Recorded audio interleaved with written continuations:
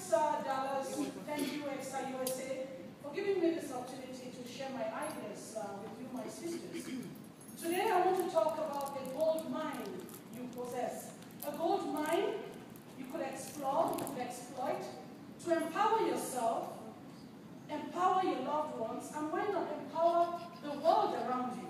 I'm talking about a gold mine of personal stories. These are stories you've lived, stories you've experienced, in fact, stories you've become privy to because of your collective personal experience. But why do these stories matter, you would ask? Why do personal stories matter?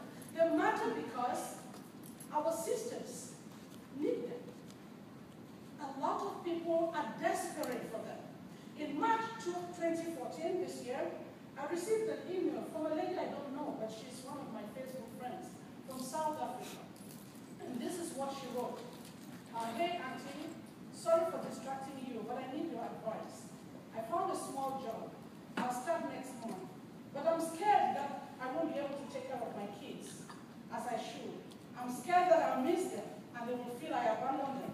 I really need this job. I have responsibilities back home. Please tell me what to do.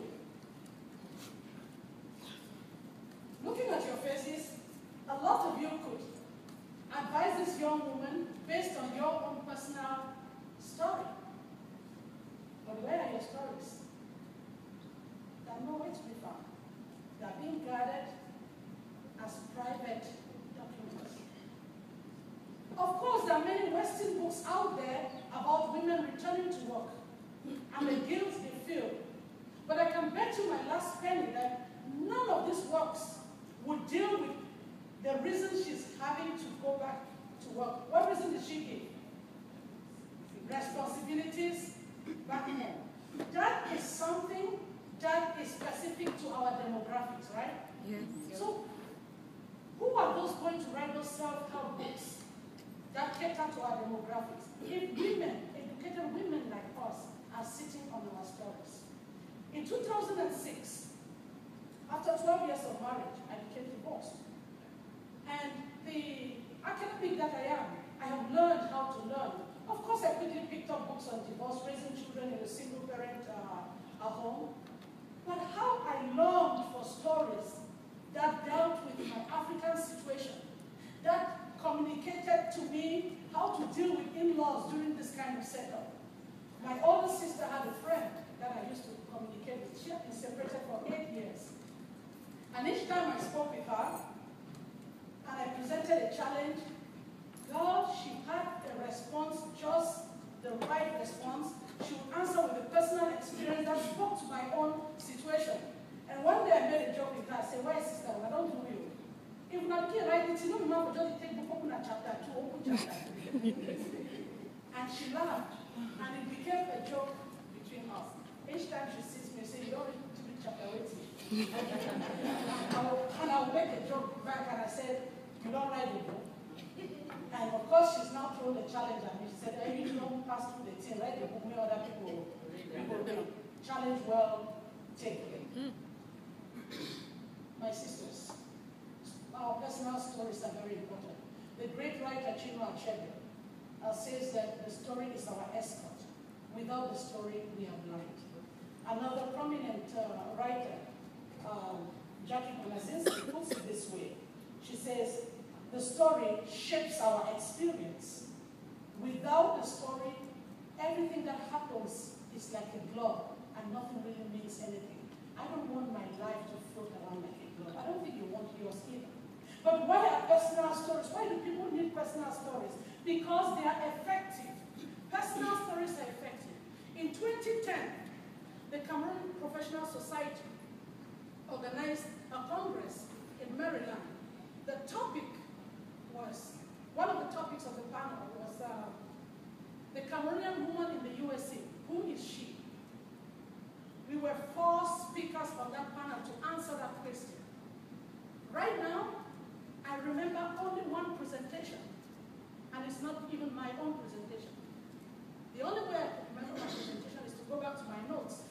And I want to tell you there were very smart women in that panel. Why do I remember the one presentation? remember it because that young woman, I actually was a secretary, the young girl, she came from Atlanta.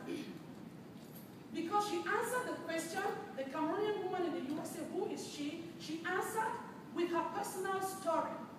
In trying to demarcate, to define who that woman is, she talked about her immigration to this country. She talked about her struggles as a new immigrant. She talked about problems of being a new wife, a new mother, and how these problems affected her marriage, and how she had an eventual divorce. But she also talked about the habilitative qualities of the United States, how she was able to regroup and make something of herself and became a professional to the point where she's standing and talking in front of us. We were glued to our seats. She was real, she was sincere. Her story captivated our imagination. And I still remember that story till today. Why do I remember that story? Science has a reason for it. Science explains it. Professor Yuri Hassan at Princeton University says that when a person is telling a story, the same processes that happen in that person's brain are taking place in the listener's brain. It is called brain-to-brain coupling or brain-to-brain synchronization. Stories are powerful. And some of you sitting here know that. You know the power of stories, but you use it negatively.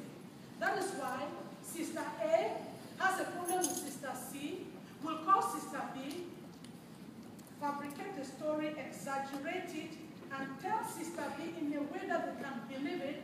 And even when Sister B is trying to doubt, you say, "You sure?" You say, "I'm here to tell you."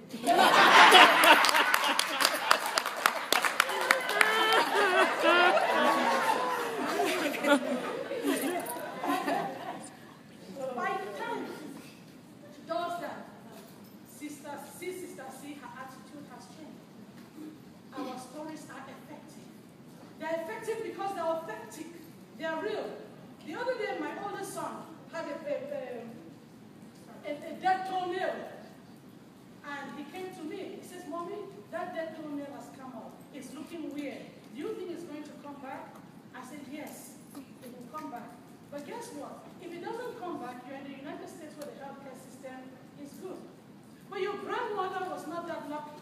Your grandmother had a fungal disease that ate her right toenail, leaving only a little stump of a nail there.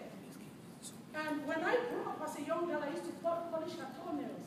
And when I came to that little stump of a nail, it became a joke or a game for me. I would take the nail polish, hold it on top of that little stump of a nail, and it would to see whether the nail polish would drop exactly.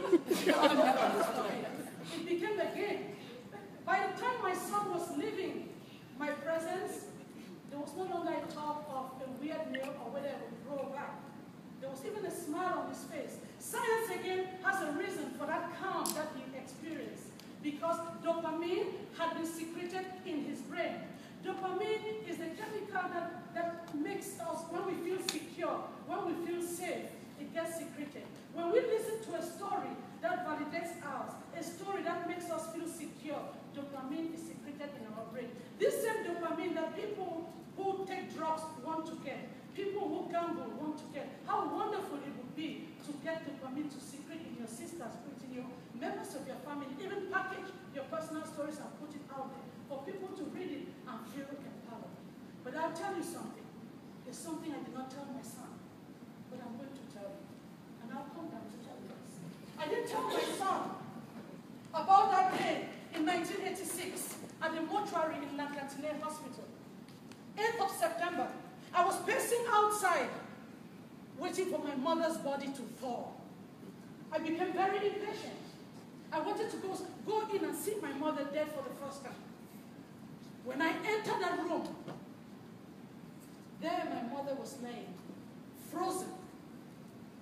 I looked at her, and I could not recognize that person with the bubbly woman I had come to know.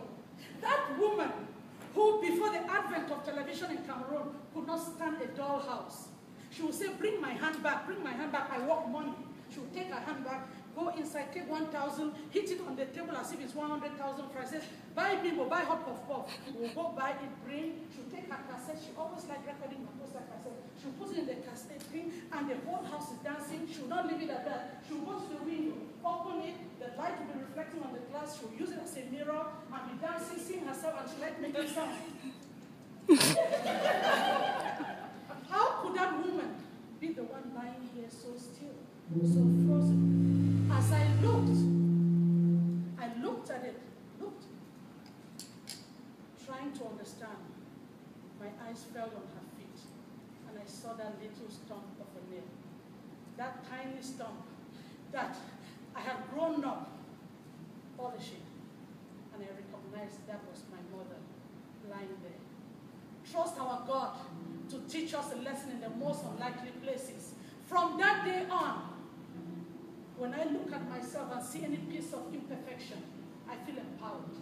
Because that little tiny piece of imperfection on my mother's body connected me with her at that time. But my dear sisters, you don't have to wait for your mothers to die for you to find the meaning in their personal stories. Those of you who have your mothers alive, talk to them. Find out the stories of the scars on their body, the scars on their mind, the laughter that they have. Find out the stories. But like any gold mine, in order to dig the treasure, you really need to go deep. So you must dig deep into your personal life. Dig deep and excavate the incidents that have nurtured and natured you. Find meaning in them. Package them for yourself. Package them to empower your family. Package them to empower the world out there. This is something I've become so aware of.